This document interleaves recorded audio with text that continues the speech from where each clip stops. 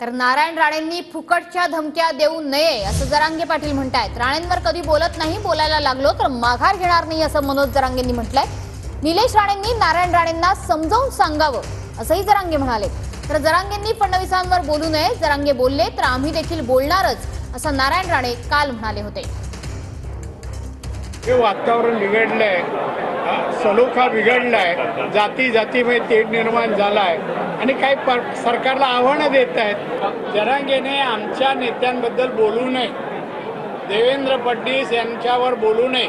देवेंद्र फडणवीस हे पक्षाचे आहेत, भाजपचे नेते आहेत, तर त्यांच्यावर बोललं तर आम्ही बोलणारच। मी म्हणलं का दादानी मराठवाड्यात यायचं नाही,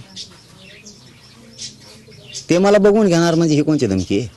बस धमकी देऊ। मी जर म्हणलो ना मराठवाड्यात येऊ नका तर कोकणात सुद्धा येऊन द्यायचे नाही तुम्हाला, कोकणात। आणि मी वेळोवेळी सांगितलेले निलेश साहेबांनी त्यांना समजून सांगावं, मी त्यांच्यावर कधीच बोलत नाही। मग मी बोलायला लागलो तर मग मी आखाडणार नाही। म्हणजे मी क्लिअर सांगतो, तसल्या फुकट धमक्या नाही द्यायच्या।